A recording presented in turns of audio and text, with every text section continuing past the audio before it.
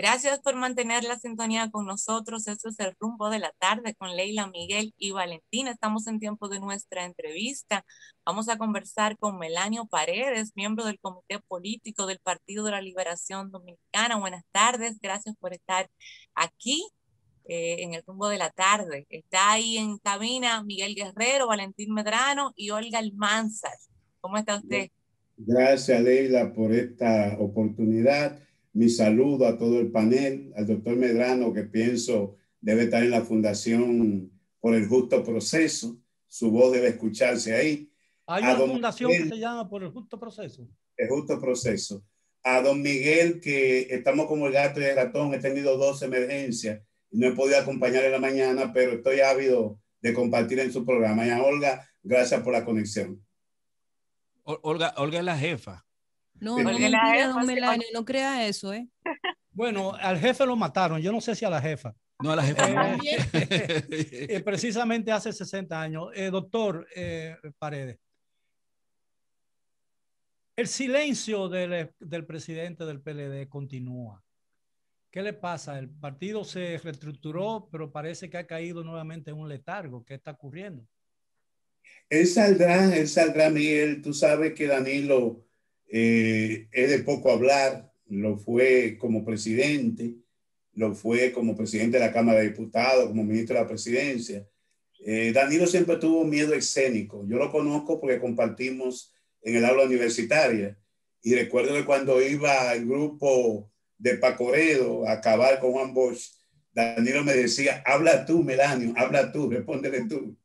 Es Danilo Medina, que conocemos de hace mucho tiempo, pero él saldrá en los próximos meses, saldrá a recorrer el país y precisamente hablará. En mi caso... Se especuló, doctor, que saldría a una nueva... visita sorpresa. Visita sorpresa, se dijo. Pero dedica a los partidos, a su partido, visita sorpresa a su partido. Sí, él me prometió, yo estoy enlazando la importante plaza de Santiago, la provincia de Santiago, y mi primera asamblea para el plan de urbanización fue el pasado 29. Él quedó en acompañarme, pero dado la situación del rebrote, y yo pienso que él no ha tomado todavía la segunda vacuna, entonces decidió posponerlo para cuando bajara esta ola, esta tercera ola del COVID. Pero ya él está en esa disposición y pronto lo veremos y naturalmente cuando él salga tendrá que hablar con ustedes, los periodistas. Pero dicen que su estado de ánimo se encuentra muy bajo. ¿Me escucha, doctor? Sí, parece que ha tenido un problema con el internet. Como se la, bueno, que tiene un knockdown. Sí, parece que tiene un knockdown. Ya lo recuperamos, ¿verdad? Ya lo recuperamos. Lo que dicen, señor Paredes, es que el presidente está afectado por los acontecimientos que han afectado a su familia. Una especie de knockdown político, ¿no? Sí, knockdown. No tiene el knockout. Sí, pero tiene el knockdown. Pero don Melanio está intermitente. Seguimos aquí. Señal, don Melanio, como que viene y se va. Como que sí, como que se va y no vuelve. Esa es la realidad, Leila. Se fue y no volvió.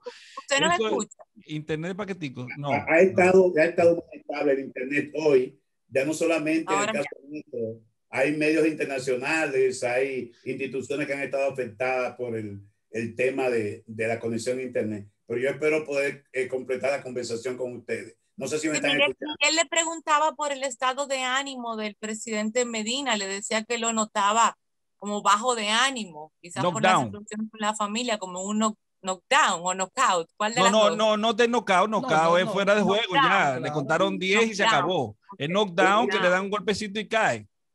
No, es natural. Ustedes ven todavía esta semana que unos supuestos abogados, unas constructoras están asediando ahora a otro de sus hermanos. Y lo que está claro es que Danilo Medina es un objetivo en todo este asedio que se ha producido y es normal que ante una situación como esa, todo ser humano tiende a tener un estado emocional complicado.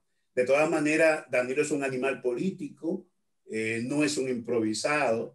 Todos esos años de trabajo político, yo que lo conozco, le llevará a superar el bache y poder afrontar sus responsabilidades. Otro tema, como ustedes saben, que ya Danilo no es un actor electoral, digamos, activo, por cuanto a la Constitución se lo prohíbe, y de alguna forma él está promoviendo que otros que han definido aspiraciones presidenciales comiencen a moverse en la opinión pública, concitar respaldo, pues de eso se trata. En términos de un año, aquí se estará nuevamente hablando ya de campaña electoral, a pesar de que la ley electoral y la ley de partidos establece que debe ser 6 meses antes en términos formales. Pero un país de pelótica y política es muy difícil que tú lo mantengas al margen de esa competencia electoral, y naturalmente el PLD tendrá que definir con tiempo su candidato o candidata presidencial. Bueno, desde ya salen encuestas sobre los partidos. Mire, salió ahora una encuesta en Acento, que fue la que hizo el Centro Económico del Cibao. No, pero eso hay que descartarlo. Sí, le da una, bueno, pero como salió y la gente la comenta en los medios, de dos funcionarios del gobierno. Está bien, pero uno quiere la opinión de Melanio porque la gente la comenta en los medios, entonces es un tema. Eso así es. Y coloca al PLD en un lugar que no es muy bueno, porque le da un porcentaje muy bajo al PLD, 10.4. 14, 10 al partido. 14. A la Fuerza del pueblo. Bueno, como quiera, es un porcentaje y 48 al partido de gobierno. Como dice el jurisconsulto, hay que tener cuidado con citar determinadas instancias, sobre todo cuando estuvo claro que personas que trabajaron en el levantamiento de encuestas terminaron siendo funcionarios del gobierno, como esa que tú te refieres. Yo tengo informaciones de otras en que el PRM está bajando. Nosotros mantenemos el porcentaje alcanzado el 5 de julio, lo cual es importante, a pesar de todo el asedio, de las escaramuzas que hace la gente de la AFP para mostrar que están creciendo cuando lo que se están es reciclando. Entonces, nosotros sí estamos haciendo encuestas de trabajo, que estamos manejándola, y sobre esa base justamente se sustenta el trabajo que estamos haciendo en las 32 provincias del país, o las 31 del distrito. ¿Hay algún análisis o escenario de proyectividad en el que el PLD se fortalezca de forma tal, tomando en consideración los condimentos actuales de la situación actual de la República Dominicana, que pueda ganar las elecciones al margen de un pacto político con la fuerza del pueblo? Mira, Medrano, nosotros estamos trabajando con nuestra agenda. Apenas 45 días de haber perdido las elecciones, el 5 de julio, ya el PLD estaba trabajando en la organización de su congreso. Y desde el 4 de octubre hasta la fecha, ahora el 1 de junio, nosotros no hemos dejado de celebrar una de las tareas o actividades programadas en el proceso de fortalecimiento.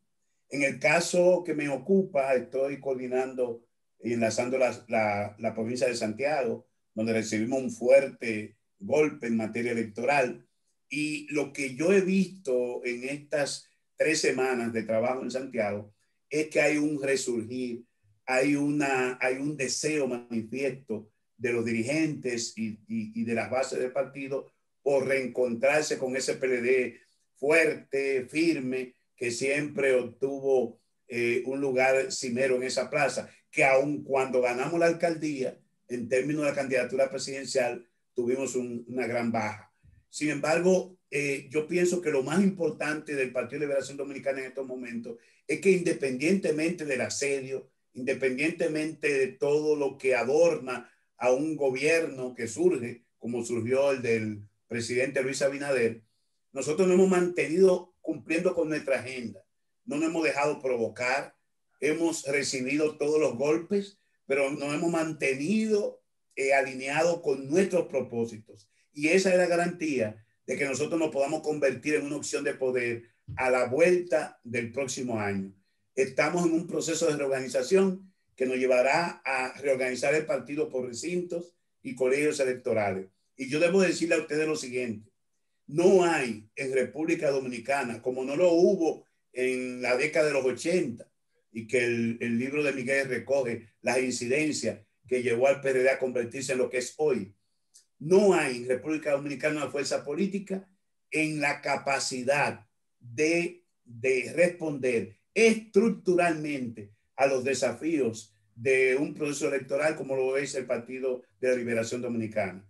Estamos organizados en todos los rincones del país y esas estructuras se mantienen. De lo cual no puede hablar el PRM, que es el partido en el gobierno, ni las otras fuerzas políticas, incluidos los compañeros que se fueron de la organización. De manera que el hándicap, la ventaja que tenemos frente a los demás es esa capacidad estructural y de movilización que tiene el partido en todo el territorio de la República Dominicana e incluso en las seccionales del exterior. Hay en algunos círculos circula la información de que en la reunión entre Carlos Amarante Barret y el expresidente Leonel Fernández se discutió la posibilidad de que Amaré se llevara a algunos dirigentes del comité político y del comité central del PLD que están disgustados por los resultados y los frutos de la última reestructuración del partido. ¿Qué hay de cierto en eso? Cuentos chinos, como todas estas amenazas y denuncias de sabotaje que ha habido en el país. No, Amarante anda en un periplo. Él ha recibido amenaza de que producto de las famosas auditorías que se llevó a la Procuraduría en un hecho inaudito desde la Cámara de Cuentas. Y digo inaudito porque el secuestrar esos documentos invalida, creo que Valentín puede hablar sobre eso, invalida la veracidad o la certidumbre de esas pesquisas. Entonces se ha dicho que él es uno de los posibles enjuiciados. Él publicó un libro que me parece es un acto de rendición de cuentas de su gestión, La Revolución Educativa, y ha estado en un periplo entregándole el libro a diferentes dirigentes políticos. Lo vi con Hipólito Mejía, lo vi ahora con Leonel Fernández. Es una acción absolutamente individual de Carlos Amarante Barret que no compromete al PLD ni compromete al órgano al que él pertenece, que es nuestro comité político. Usó la palabra usted correcta al decir inaudita, porque mucha gente dice insólito, pero yo creo que eso fue realmente no insólito, sino inaudito. No, porque tiene una connotación mucho mayor. Eso es lo que ya lleva lo insólito a las más altas esferas. Gracias, Miguel. Viniendo de ti, que es un hombre del dominio de la palabra, que coincida con mi señalamiento es para mí un acto de reconocimiento. Bueno, yo no tengo el dominio de la palabra que tiene Olga, que tiene Leila, ni que tiene Valentín, pero ay, Miguel, hago un esfuerzo. ¿A ti te gusta que uno te lo diga? Eso es. No liberé en la secundaria y mucho menos en la universidad. Fui mal estudiante. Bueno, fui un estudiante común. ¿Cuántos libros ha escrito? Algunos que son prácticamente bestsellers, como el último. Exacto. Y dicen que las personas muy inteligentes en la escuela no le va bien. Albert Einstein le pasó eso. Se aburren. Bueno, yo tuve un profesor de literatura que le preguntó hablemos de Cervantes, hablemos del Quijote. ¿Quién escribió el Quijote? Y dice un estudiante, Tirso de Molina. Y el hombre dice, Dios mío. Y le pregunta a otro. El otro dice, Garcilaso de la Vega. Y dice el profesor, frustrado, Calderón de la Barca. ¿Cómo te olvida la humanidad? Mire, adelante, Olga, adelante. Solo sé que no sé nada. Adelante, Olga. Precisamente ya en la tónica de educación, señor Paredes, me gustaría escuchar su opinión respecto a cómo se vislumbra el término del año escolar y qué consecuencias puede acarrear todos estos altibajos que ha tenido el año escolar en calidad de usted de ex ministro de Educación. Ustedes comentaban que el Consejo Nacional de Educación en el día de hoy aprobó una serie de medidas en términos pedagógicas, administrativas, metodológicas, que permitirá la conclusión del año escolar 2021. Pero al mismo tiempo también se tomó una decisión para mí muy trascendente que tendrá efectos, como ustedes lo comentaban, hacia futuro, y fue la cancelación por segunda vez, por segundo año consecutivo, de las pruebas nacionales. Y digo esto porque en mi gestión sometimos a estudio, incluso con el propio presidente Fernández, tuvimos en una ocasión el director del Laboratorio Latinoamericano de la Calidad de la Educación, un cubano residente en Chile, un especialista que fue el autor de la LOE, la Ley de Reforma Española, discutiendo la pertinencia o no de las pruebas nacionales. Al principio de mi gestión, mi propósito era que se descontinuaran las pruebas nacionales, pero se entendió que dejaba más beneficio mantener la prueba que quitarla, porque las pruebas nacionales es la única medida desde el primer pacto por la educación dominicana, el plan decenal del año 1992, que se ha mantenido por los últimos 30 años. Es la única medida de aquel gran acuerdo de reforma educativa que se había mantenido. Y los bancos y las agencias que han apoyado la reforma del sistema educativo dominicano ponían como condición sine qua non que se mantuviera al menos una herramienta, un mecanismo en el que pudiéramos establecer medición del impacto de la inversión en educación en República Dominicana. Y realmente las pruebas cumplen con ese objetivo, porque se ha analizado mucho el tema de las pruebas nacionales, teniendo en cuenta que el sistema educativo actual solamente evalúa de acuerdo a personas que tienen capacidades para la lectoescritura y no así para otro tipo de inteligencia. Realmente el beneficio de las pruebas nacionales es solo por el tema de que sirve como un esquema de evaluación para tener un control sobre el nivel de la educación y la inversión. Es un tema, Olga, que nos llevaría a varios programas. Ahí está todo el varios tema años también. Y de los ejes transversales, el por qué la eliminación de la educación cívica como materia, el por qué el tema de las artes, como tú dices, las inteligencias múltiples. Yo tengo una nietecita que aborrece la clase tradicional, pero tiene unas actitudes artísticas que le he dicho a su madre, tú tienes que explorar la posibilidad, porque esa muchacha tiene esas inclinaciones. Ahí está una de las inteligencias múltiples de Gardner. Recuerdo que nos contaba un especialista internacional que la bailarina principal del Cirque du Soleil, el famoso circo canadiense, ella la llevó su madre porque tenía déficit de atención, y un psicólogo puso una música suave en el antedespacho y entró con la madre a su consultorio y puso la música, y la niña comenzó a mover los dedos, los pies, a tararear la música, y le dijo, no es problema de déficit de atención, y que para ella lo que recibe en la escuela tradicional no tiene ningún interés, sus intereses son otros.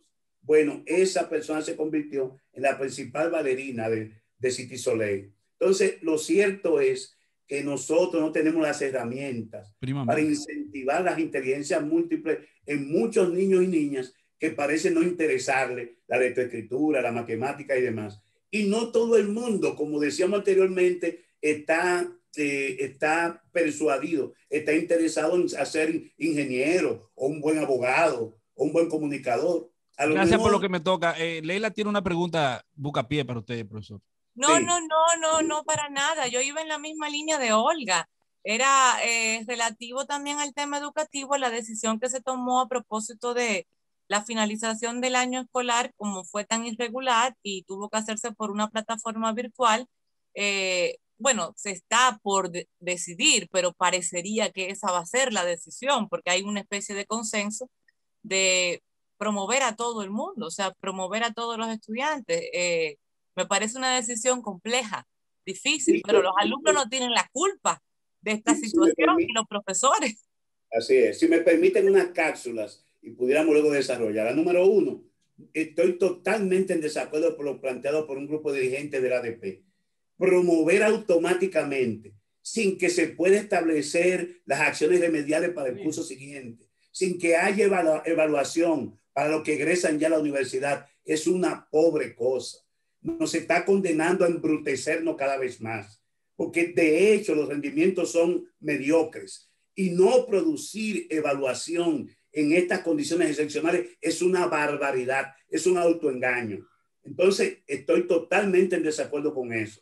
Segunda cosa, no hay posibilidad de que las autoridades estén planteando la finalización de este año y el inicio del próximo año escolar sin una evaluación exhaustiva de los aprendizajes que nos ha dejado el modelo de educación a distancia. Es imprescindible, y en todos los países que han atravesado por esta situación están en este momento enfocados en la evaluación de los aprendizajes bajo esta circunstancia de excepción, porque lo cierto es que podemos arrastrarnos con una catástrofe generacional, con niños y niñas que su sociabilidad está en el suelo, que incluso temen, como escuché a una psicóloga anoche, temen ya salir, prefieren quedarse en su casa recluidos, porque precisamente eso es lo que nos ha dejado la pandemia en estos más de 20 meses que la hemos estado padeciendo. Entonces es una situación que tenemos que evaluarla, y cualquier decisión que se vaya a tomar sobre el año escolar 21-22 tiene necesariamente que partir de la evaluación de qué nos ha dejado esta situación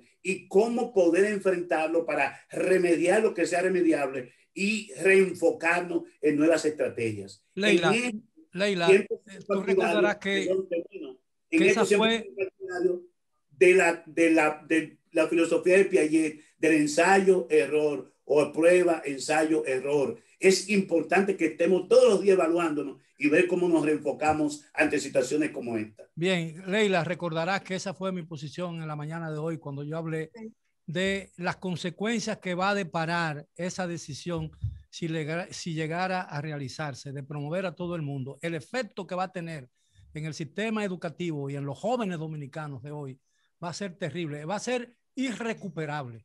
Así es. Profesor, ¿usted está de acuerdo con que se hice una bandera LGTBQI y las demás letras del alfabeto en las escuelas públicas del país? ¿Usted no está de acuerdo con eso por el orgullo? Yo me defino progresista y yo creo en que las personas pueden tener sus preferencias sexuales y demás. Ahora, asumir como política de Estado, porque hubo un ministerio que fue involucrado en eso. Un ministerio. Sí, un ministerio. Involucrarlo es una barbaridad. De economía, sí. Y ese tipo de confusión, como la misma posición blandengue que ha tenido el gobierno dominicano frente a la situación del desvío de las aguas del Masacre, es lo que refleja las contradicciones intrínsecas de lo que fue el viejo PRD y hoy es el PRM. Bueno, gracias, don Melanio. Yo estoy de acuerdo con la bandera de todos los colores. Adelante, Leila.